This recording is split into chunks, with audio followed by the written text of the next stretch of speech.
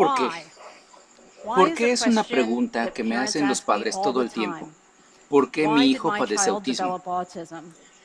Como pediatra, como genetista, como investigadora, tratamos y atendemos esa pregunta. Pero el autismo no es una condición única, en realidad es un espectro de trastornos. Un espectro que abarca, por ejemplo, desde Justin, un chico de 13 años que no verbaliza, no puede hablar. Se comunica utilizando un iPad, tocando las imágenes para comunicar sus pensamientos e inquietudes. Un niño que cuando se enoja, empieza a balancearse y eventualmente cuando está muy enojado, se golpea la cabeza al punto de que puede abrírsela y requerir puntadas. El mismo diagnóstico de autismo también puede aplicarse para Gabriel, otro niño de 13 años que tiene otro tipo diferente de comportamiento. Es notablemente hábil en matemáticas. Puede multiplicar 3 dígitos por 3 cifras en su cabeza con mucha facilidad, pero cuando trata de hablar con alguien y tener una conversación, tiene una gran dificultad. No hace contacto visual, le cuesta comenzar una conversación, se siente incómodo y cuando se pone nervioso, literalmente se apaga. Sin embargo, ambos niños tienen el mismo diagnóstico de autismo. Una de las cosas que nos preocupa es si hay o no en realidad una epidemia de autismo. Hoy en día, 1 de cada 88 niños será diagnosticado con autismo. Y la pregunta es, ¿por qué se ve así esta gráfica? ¿Se ha incrementado el número sustancialmente con el tiempo? ¿O es porque simplemente ahora estamos empezando a etiquetar el autismo, simplemente dándoles un diagnóstico, estando los síntomas que siempre estuvieron ahí, pero no lo habíamos notado? Y de hecho, a finales de los 80, principios de los 90, se aprobó una ley que brinda a los individuos con autismo recursos, acceso a materiales educativos que les pueden ayudar. Con la creciente preocupación, más padres, más pediatras, más educadores aprendieron a reconocer los síntomas del autismo. Como resultado, más individuos fueron diagnosticados y tuvieron acceso a los recursos que necesitan. Además, con el paso del tiempo hemos cambiado nuestra definición. De hecho, hemos ampliado la definición de autismo y eso cuenta para el incremento en la frecuencia que vemos. La siguiente pregunta que todos nos hacemos es, ¿qué es lo que causa el autismo? Una falsa creencia común es que las vacunas causan autismo. Quiero dejar esto muy en claro. Las vacunas no causan autismo.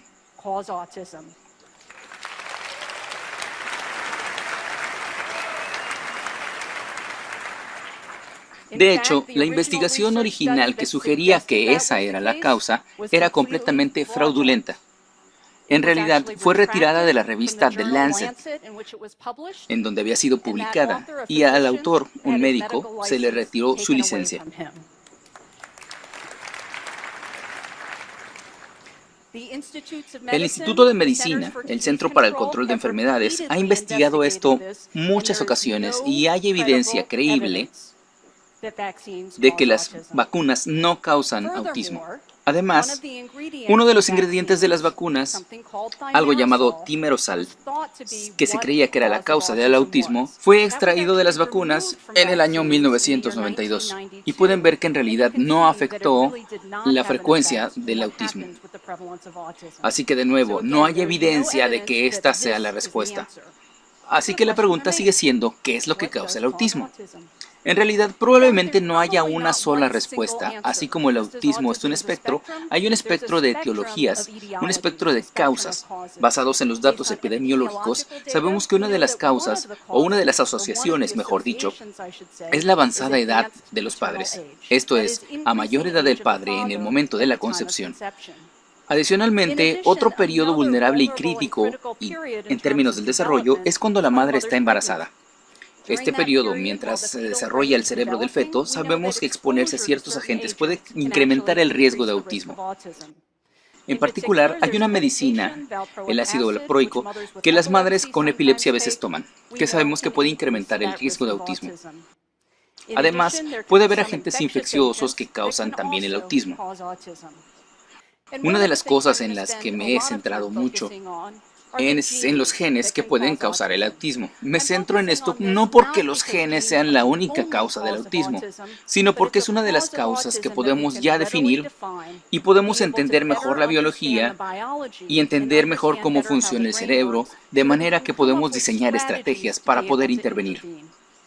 Uno de los factores genéticos que no entendemos, sin embargo, es la diferencia que vemos en el términos de hombres y mujeres. Los varones se ven más afectados con autismo con respecto a las mujeres en un 4:1. En realidad no sabemos la causa de ello.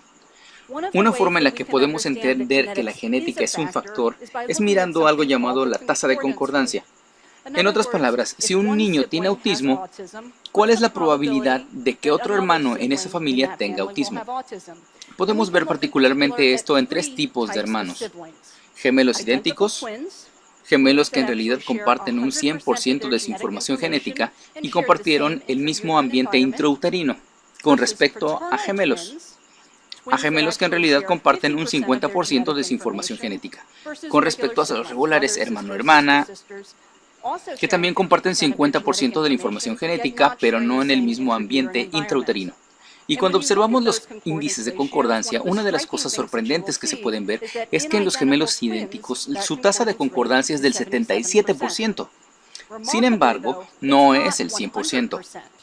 No es que los genes sean responsables de todos los riesgos de autismo, pero representan una gran parte de ese riesgo, porque cuando vemos a los gemelos fraternales, la tasa de concordancia es solo un 31%.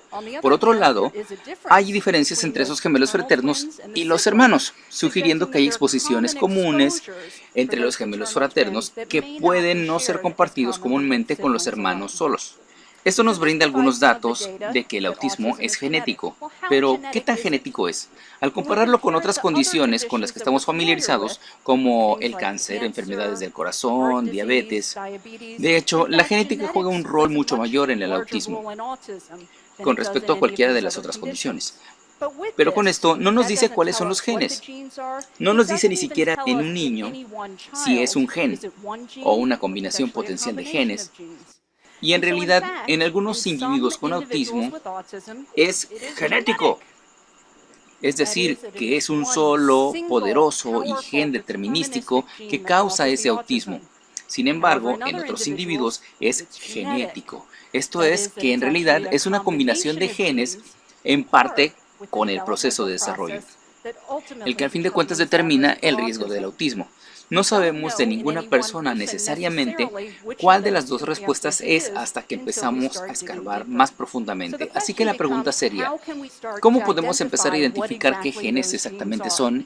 Y permítame plantear algo que puede no ser tan intuitivo. En ciertos individuos que pueden tener autismo, por una razón que es genética, pero todavía no a causa de autismo presente en la familia.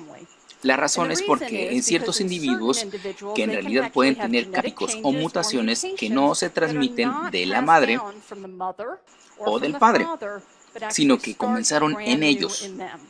Mutaciones que están presentes en el óvulo o el esperma al momento de la concepción, pero no se transmitieron generación tras generación en la familia. Y en realidad podemos utilizar esa estrategia para ahora entender e identificar los genes que causan el autismo en esos individuos.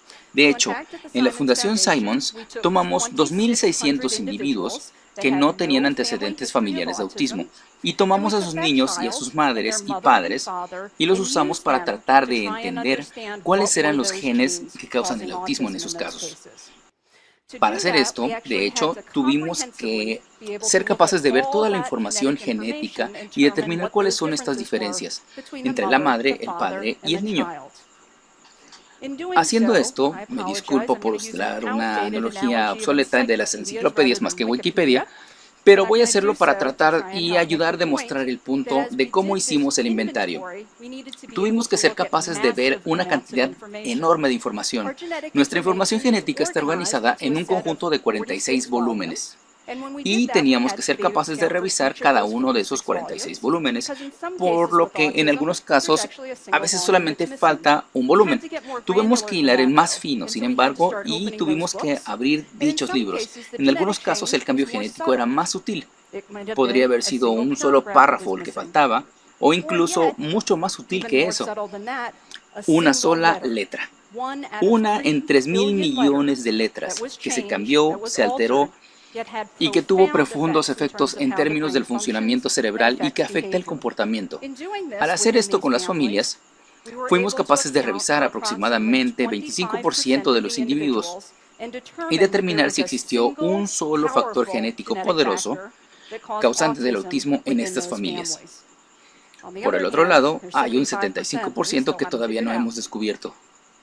Aún así, mientras hacíamos esto, fue realmente una gran lección de humildad porque nos dimos cuenta de que no había simplemente un solo gen para el autismo. De hecho, las estimaciones actuales son que hay entre 200 y 400 genes diferentes que pueden causar el autismo. Eso explica en parte por qué vemos un espectro tan amplio en términos de sus efectos. Aun cuando hay muchos genes, existe algún método para la locura. No es simplemente al azar. 200, 400 genes diferentes que encajan perfectamente. Ellos encajan en una vía, encajan entre sí en una red que empieza a tener sentido ahora, en términos de cómo funciona el cerebro. Estamos empezando a tener un enfoque de abajo hacia arriba donde identificamos esos genes, esas proteínas, esas moléculas, entendiendo cómo interactúan entre sí para que la neurona funcione. Entendiendo cómo las neuronas interactúan juntas para que el circuito funcione y entender cómo funcionan estos circuitos para controlar el comportamiento y entenderlo tanto en las personas con autismo así como en los individuos que tienen una cognición normal. Pero un diagnóstico temprano es clave para nosotros, para poder hacer este diagnóstico en alguien que es susceptible en un tiempo, en una ventana de oportunidad donde tenemos la capacidad de transformar para poder tener impacto. El cultivo, el desarrollo del cerebro es fundamental. Así que colegas como Amy Klein han desarrollado métodos para ser capaces de tomar infantes, bebés, y usar marcadores biológicos, así el contacto visual y el seguimiento ocular, para identificar los infantes en riesgo. Este infante en particular se puede ver que hace muy buen contacto visual con la mujer mientras ella le está cantando Witsi Witsi Araña. De hecho, no desarrollará autismo. Sabemos que este bebé estará a salvo.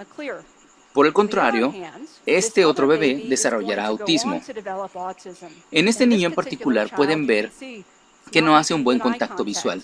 En lugar de enfocar los ojos y tener esa conexión social, mirando a la boca, está mirando a la nariz o mirando en otra dirección, pero nuevamente sin conexión social. Y siendo capaces de hacer esto en una escala muy grande, examinando a los bebés, a los niños por autismo, a través de algo muy robusto y confiable, será muy útil para nosotros, para poder intervenir en una etapa temprana cuando podamos tener mayor impacto. ¿Cómo vamos a intervenir? Probablemente será una combinación de factores. En parte, en algunos individuos probaremos y usaremos medicamentos. Y sí, de hecho, la identificación de los genes del autismo es importante para nosotros, para identificarlos objetivamente, para identificar cosas que pueden tener impacto y estar seguros de que eso es lo que tenemos que hacer con el autismo. Pero esa no es la única respuesta. Más allá de los medicamentos, utilizaremos estrategias educativas. Los individuos con autismo, algunos están cableados un poco diferente, aprenden de otra manera, absorben su entorno de otra manera y debemos ser capaces de educarlos de una manera que les sirva mejor. Más allá de eso, hay muchos individuos en este salón con grandes ideas sobre las nuevas tecnologías que podemos utilizar. Desde dispositivos para entrenar el cerebro, para hacerlo más eficiente y compensar las áreas en las que tienen algunos problemas, hasta cosas como los lentes de Google. Imaginen, por ejemplo, a Gabriel con su torpeza social. Podría utilizar los lentes de Google con un auricular en la oreja y tener un entrenador capaz de ayudarlo a pensar acerca de las conversaciones, cómo iniciar una conversación, ser capaz tal vez, no sé, un día de invitar a una chica a una cita. Todas esas nuevas tecnologías ofrecen enormes oportunidades para que seamos capaces de impactar en las personas con autismo. Pero todavía tenemos un largo camino por recorrer. Por mucho que conocemos, hay mucho más que no sabemos. Por lo que invito a todos ustedes a ayudar a pensar en cómo hacerlo mejor. Como comunidad hay que usar nuestra sabiduría colectiva para hacer una diferencia. Y en particular, para los individuos de familias con autismo, los invito a ustedes a unirse a la red de autismo interactivo, a ser parte de la solución a esto, porque necesitará de muchos de nosotros para pensar qué es lo más importante y hacer una diferencia significativa, mientras pensamos en algo que sea potencialmente una solución. ¿Qué también funcionará? Es algo que marcará la diferencia en sus vidas como individuos, como una familia con autismo. Necesitaremos personas de todas las edades, desde jóvenes hasta adultos, y con todas las formas y tamaños de los trastornos del espectro autista, para asegurarnos que podemos tener un impacto. Así que los invito a unirse a la misión y a ayudar a hacer las vidas de las personas con autismo mucho mejores y más ricas. Gracias.